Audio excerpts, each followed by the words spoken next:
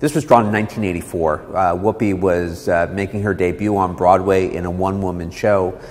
She was rehearsing at the Lyceum one day, and it was just her, a stage manager, and the director, Mike Nichols.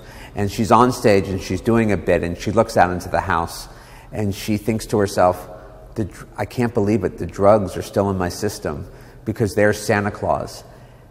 And it looks like Mrs. Claus too. Well, it turned out it was Al Hirschfeld and his wife, Dolly Haas. But she didn't know that at the time, and when she was done rehearsing, she walked off stage and said to the stage manager, I need to lay down because I just saw Santa Claus and Mrs. Claus in the house.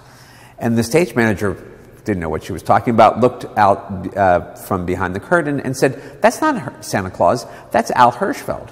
And Mike Nichols heard this and said, do you want to meet him? So they go over to meet him, and it turns out Whoopi turns into a total fangirl because she, like everybody else, had grown up looking at Hirschfeld's drawings. Her mother would work late on Sunday but would come home with the Sunday New York Times. She said you didn't have to have a lot of money to look for Nina's.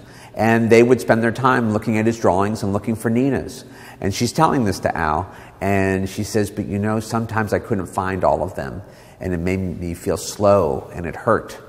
And I can't imagine what Al was thinking, probably just a crazy Nina hunter, you know.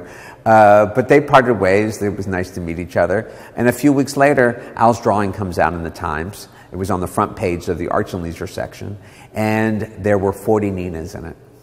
And Whoopi couldn't believe it. It was, I mean, to be drawn by Hirschfeld would have been enough, but to have 40 Ninas, which was a record, she just was beside herself.